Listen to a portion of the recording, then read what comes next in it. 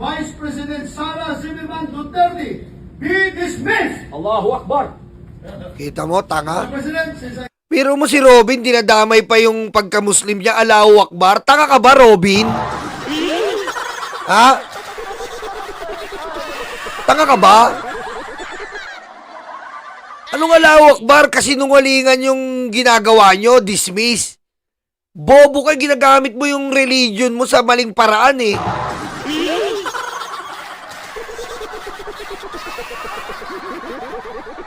Gumaganon ka pa. Sinasabi mo yung religion mo sa maling paraan. Alam mo mali yung ginagawa nyo, ayop kayo. Oh, isa pa. the verified impeachment complaint against Vice President Sara Zimmerman Duterte be dismissed. Allahu Akbar. Kita Mr. mo. President, since I have still the floor, Wala na, ganyan na yung senador natin po. Perya. Puro kagaguhan. I would like to Oh, ito po. Ayan po, planado nila. Sabi ko sa inyo po, planado nila lahat. Oh, ito naman po. Tignan yung si Joel Villanueva. of the approval yesterday, and again, the subject, the subject of the approved motion yesterday, which is an Lakayan ko lang po ha. Ayan, tignan nyo ha.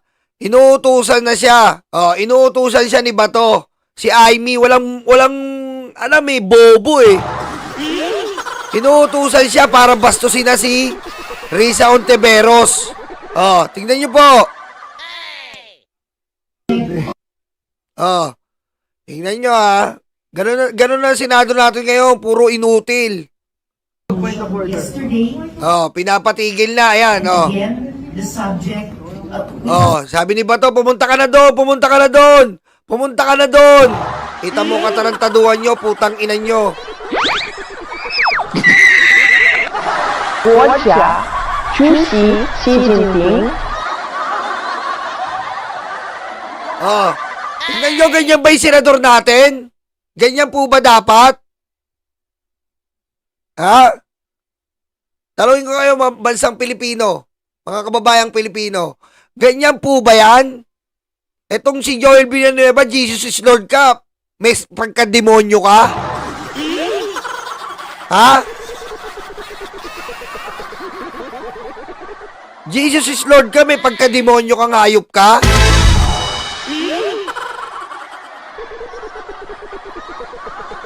Planado nila yan. Halimbawa, may magsasalita. Babarayin nila.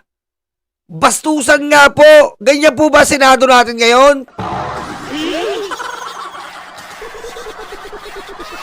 Ha? Oh, diretso ko na lang. of the approved motion yesterday, and again, the subject, which was the subject of the approved motion yesterday, which is an offshoot of a question of privilege. Oh, tinuturuan ni Joel Villanueva na kupal. Oh. Mag-point of order ka. Oh. Which takes Oh, tignan mo. Point of order. Oh. precedence over all motions. So I restate my motion, Mr. President, to momentarily suspend Inano pa ni Baba. Sabi ni Baba, ano gagawin ko? Bobo!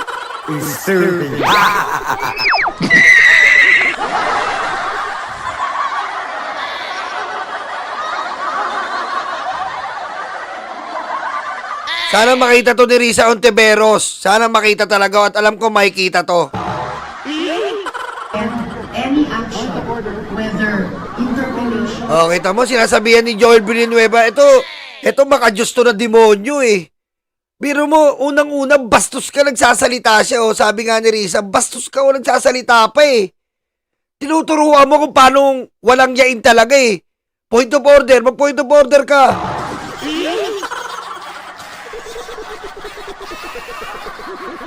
Oh, or seconding speech on the privileged speech of the good gentleman from Davao para sa wakas bigyang daan. oh, kita mo, pwede ka nang magsalita sa mic para tumigil siya. Inang-ina mo. Ayop ka, Joel Villanueva. Pwede mo lang sabihin sa microphone. Inaprubahan natin motion Para tumigil siya. kahapon. Point of order. Na manumpa na po kami. Point of order, Mr. I still have the floor. I have the floor, Mr. President. I have the floor, Mr. President, to make way for taking of the oath before the presiding officer, Mr. President.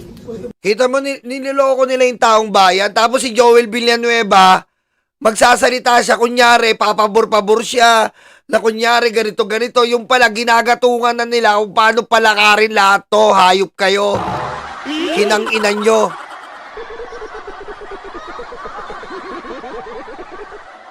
Tapos sasabihin nyo, hindi nyo planado to. Bastusin nyo yung konstitusyon, kinang-inan nyo talaga eh.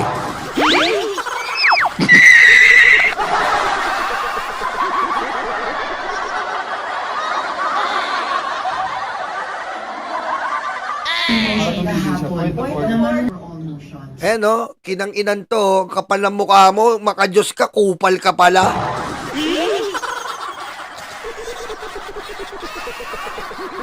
Ha? Ikaw, Joel Villanueva, ikaw ba ang kupal ng taon?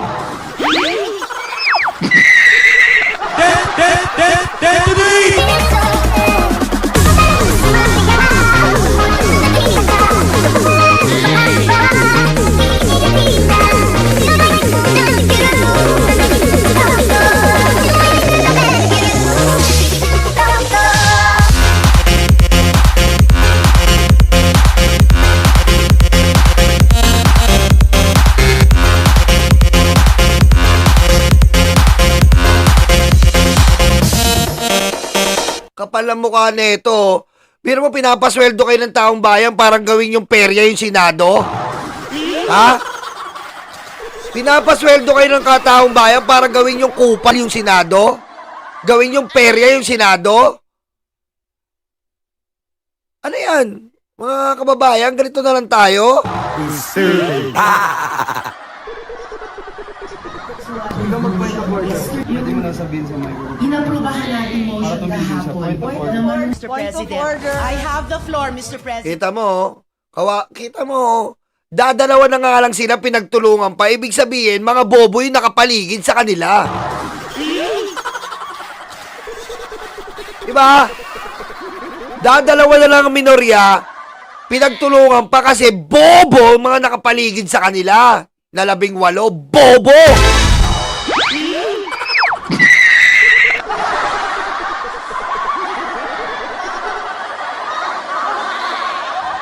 May sarili kayong konstitusyon.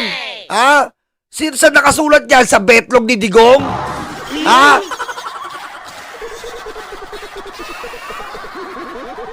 Ha? Yung konstitusyon yun, nakasulat sa betlog ni Digong? Ang pakataksin nyo sa bayan, mga hayop kayo. Ha? Ganyan ba yung papakita nyo sa Pilipino? Ha? Ganyan ba pakita nyo sa Pilipino? Ginagawa nyo ng perya yung Senado?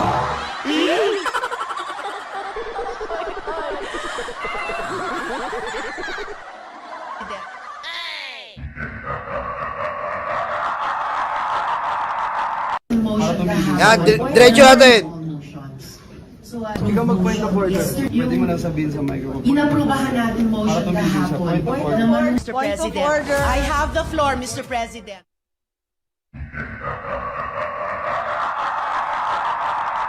motion tumigil siya. kahapon. Point of order. Na Kita nyo?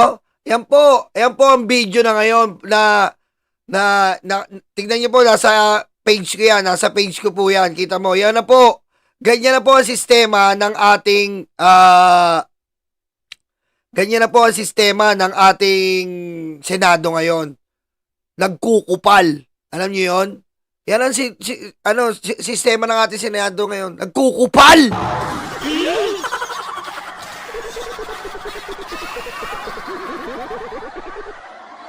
Sa tingin nyo, tama pa yung Senadong ganyan? Hayop kayo? Ha? Dapat ba ganyan yung Senado natin? Puro kupal!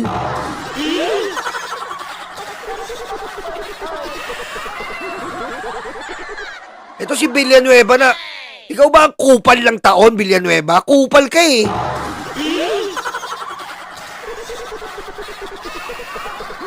Ha? Ikaw yata ang kupal ng taon eh. Hayop ka eh.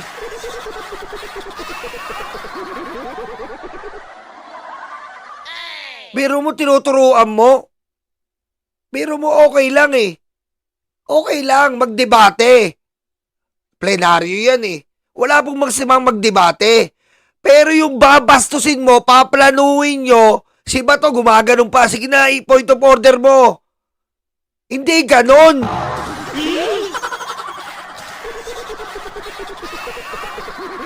Villanueva, kupal ka ng taon, hayop ka. Sino sinasamba mong Diyos, Villanueva? Betlog ni Digong? Ha? Villanueva? Betlog ni Digong, hayop ka?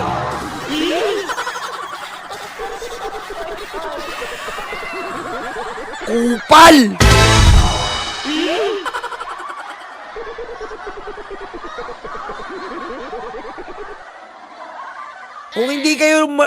Kung hindi nyo kaya sa patalinuhan, huwag kayong magkukupal. Ha? Nagkukupal kayo dyan eh.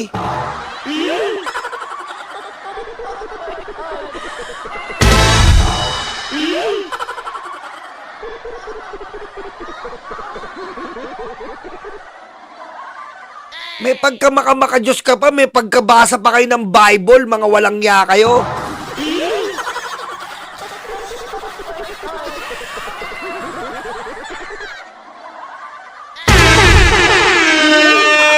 Nasa FB ko po yan, puntahan nyo. Kupal lang taon ng pusang aman to, Villanueva. May pagganong-ganong ka pa? Hayop ka? Ikaw ang nag-uutos para bastusin si Risa Ontiveros?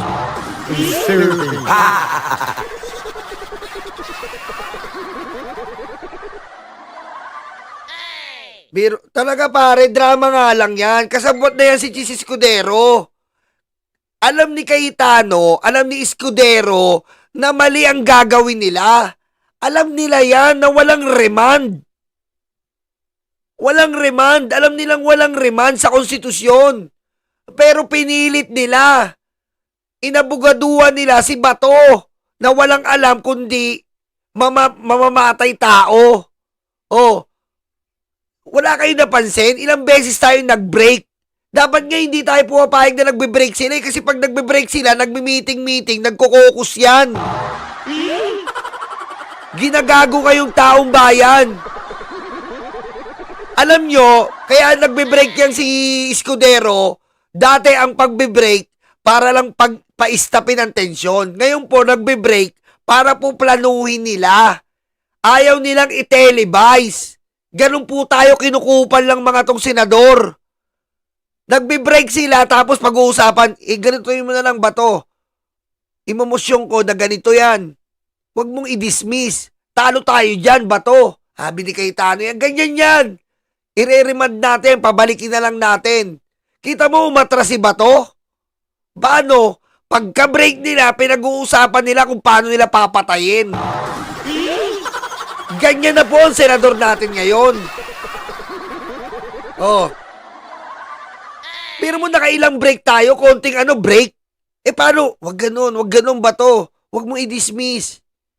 Talo tayo dyan. Wala sa konstitusyon yan. Pero ito, hindi alam ng Pilipino yung remand. Pababalikin natin. Kita mo? Umaangal ngayon yung mga eksperto. Paano yung remand? Walang remand sa konstitusyon.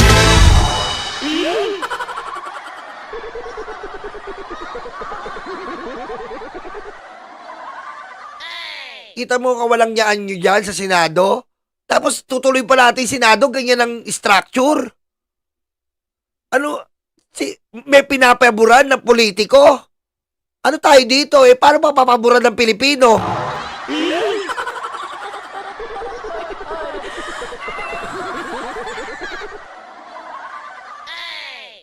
Prosekusyon ng Kamara sa utos ng Senado sabay gitna labag sa konstitusyon ang pagbabalik pa sa kanila ng Articles of Impeachment. Kinwestiyon din nila ang utos ng Senado na humingi ng resolusyon mula sa 20th Congress na hindi pa nagsisimula ang termino. Nakatutok si Jonathan Andal. Hindi muna tatanggapin ng House Prosecution Panel ang ibabalik ng Senado na impeachment complaint laban kay Vice President Sara Duterte. I would defer receiving the articles of impeachment from the Senate. Ngayon, hindi nila tatanggapin. Ngayon, maganda kayo. Pag hindi nyo tinuloy yan, ay talagang tuta kayo ng mga kupal. Including whatever orders they will be transmitting to us. This is not disobedience. Definitely, ang gusto lang po natin mangyari is to seek guidance. Naguguluhan kasi ang House Prosecution Panel sa utos ng impeachment court. Dalawa ang gusto ng impeachment court mula sa Kamara. Una, maglabas ng certification na nagsasabing walang nilabag sa saligang batas ang Saka makakita nun. Di ba sinabi ko sa inyo kahapon, patay na ang impeachment. Bakit? Kita nyo ginagawa nila. Saka makakita, nagsabi ba sa ano? Sinabi ba sa konstitusyon sa Article 11 na yung the House of Representatives must certify true and correct the impeachment complaint.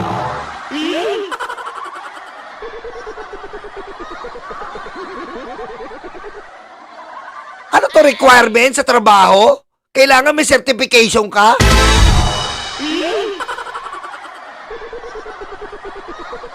Tingnan nyo kung gaano binobobo yung taong bayan. Malibag mga karayuma, mga kababayan ko, kapag pinirmahan na yan ng 2/3 ng Senado, overwhelming na yon. Ayun na yung certification na naniniwala sila sa impeachment. The documents itself, yun na ang certification. Kinukupal tayo ng mga senador. Pangalawa, bakit yung 4 ang nagporsu? Tandaan nyo po, si Gloria Arroyo, para malinawan kayo, si Gloria Arroyo, meron siyang congressman na tiga-file ng complaint para walang mag-file ng impeachment sa kanya. Ganyan po ang style ni Gloria Arroyo. Nagkaroon siya ng isang tuta na magpa-file ng impeachment sa kanya para nga po ma-invalidate ang 1-year suspension na hindi na siya pwedeng filean pa ng impeachment dahil may tiga-file siya ng impeachment na mahinang impeachment. Ngayon, i-decline. Ayun po ang iniwasan ng Senado. Masyadong matatalino tong kongreso pala na to. Masyadong matatalino tong kongreso na to na yung 3 impeachment na unang final noong December, pinag-aralan pong maigi. Binaybay ng maigi kung mahina o malakas. Nakita niya pong mahina. So anong ginawa ng Senado? Nag-push sila ng Kongreso. Nag-push sila ng 4th impeachment. Yun po ang nakita nilang malakas. Pinagsama-sama nilang lahat. At doon na nga po nabuo yung 4th impeachment. Ngayon, paano mo pupush through yung pinagsama-sama? Ginamit nila yung option na 1/3 vote. At hindi nga po 1/3 vote lang, overwhelming 2/3. So anong bawal doon? Ba't kailangan natin ng certification? Di ba? Ano to? Oh. Kaya nagtataka ngayon yung Kongreso, wala sa konstitusyon niyang certification. Ano yun? Kada isang pirma, bibigyan mo ng certification, I certified that I agree with the impeachment complaint. Kupal pala kayo eh.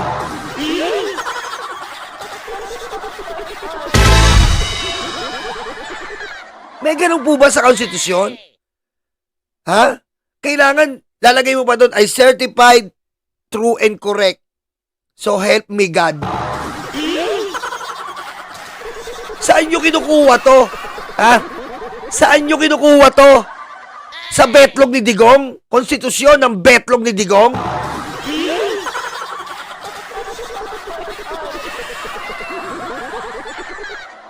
Ha? Kita mo ha? 18 yung pumirma, 18 mangmang kayo? Alam nyo wala sa konstitusyon, pinirmahan nyo?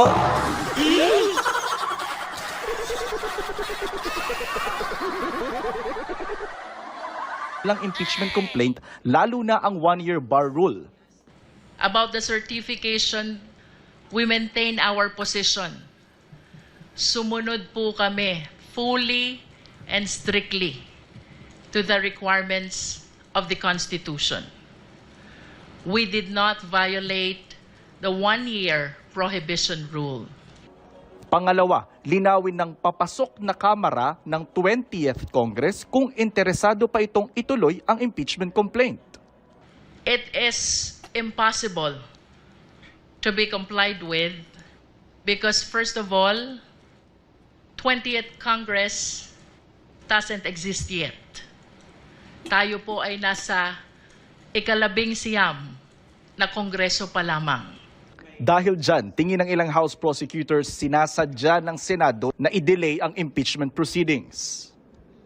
So if it's impossible to comply with such an order, how can we move forward? Tama. Kaya sinasabi namin na parang dapat it should be baliwala lang yung order na yun kasi it's impossible to do as of the time. Naguguluhan pa rin kami at hindi namin maintindihan kung bakit ibabalik po ito sa amin. Ano po ang gagawin namin? Sabi ng mga prosecutor, magpapadala sila ng motion sa Senado para sa clarification. Once the response has been received, then again we will decide po, no? Naniniwala naman si House Prosecutor Manila Representative Joel Chua na labag sa konstitusyon ng pagbalik ng Senado ng Articles of Impeachment sa Kamara. Kinwestiyon din niya ang mga senator judge na tila raw nag-aabogado para sa bise. Wala naman po sa mandato ng mga senador ang mag-file at magdesisyon sa ganitong klaseng mga motion. In fact, ito po ay gawain dapat ng defense. Parang lumalabas po dito, sila na rin ang nag-aabogado sa ating Vice Presidente. Sina incoming Representatives Leila de Lima at Shel Jokno na inaasahang magiging miyembro rin ng prosekusyon, kinondena ang desisyon ng impeachment court. Harap-harapan na tayong niloloko. Kakaibang korte ito. Korte ng kababalaghan. Pero mo sa kakakita ng korte, na bias na kagad. Yung jury, yung hurado, ang nagiging defense lawyer, pusang amang buhay to.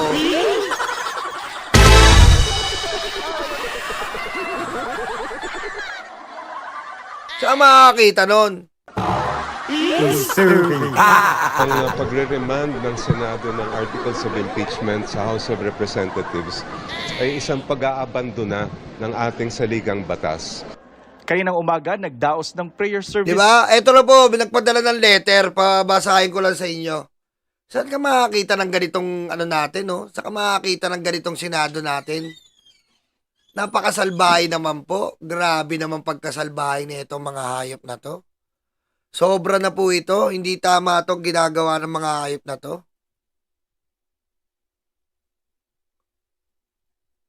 A resolution certifying that the impeachment proceedings on February 5 against VP Sara fully compelled with Article 11, Section 3, Paragraph 5 of the 1987 Constitution, including the circumstances on the filing of the first 3 impeachment complaint, whereas Article 11, Section 3, Paragraph 5 of the 1987 Constitution provides no impeachment proceeding shall be initiated against the same official more than once within a period of 1 year.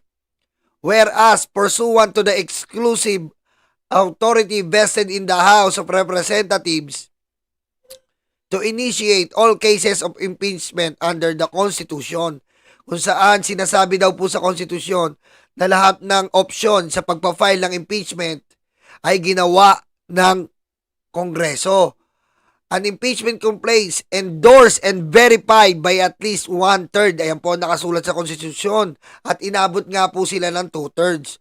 Whereas the House of Representatives affirms the initiation of the impeachment proceedings against VP Sara February 5, 2025 was conducted in full compliance with the Constitutions, the rules of procedure in impeachment proceedings of the House of Representatives, and applicable jurisprudence. Ayan po sinabi.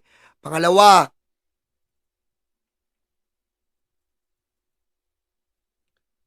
resolved by the House Representative to certify, ito na po yung certification nila, wala magagawa kundi sumunod para lang matuloy para sa taong bayan to certify that the impeachment proceedings initiated on February 5 against the Vice President of the Republic of the Philippines, Sara Duterte, fully complied. Ayan na po yung certification.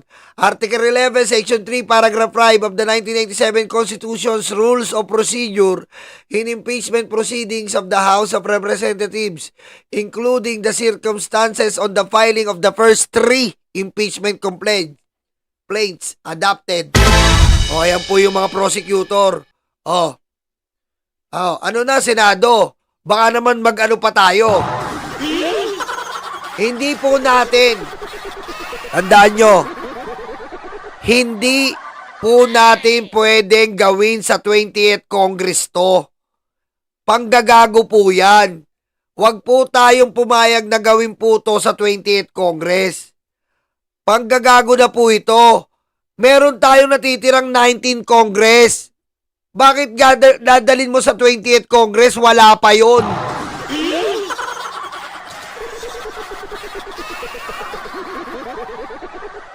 Huwag niyong i-twist ang nasa konstitusyon. Sabi ng konstitusyon, immediately. Hindi selectively.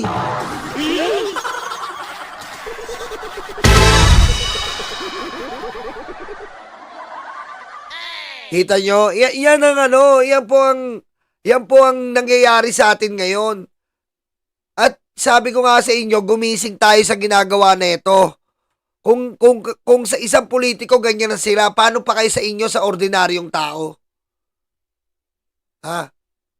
Paano pa wala pong remand, wala pong pagbalik sa konstitusyon. Ang sabi ng konstitusyon, pursue.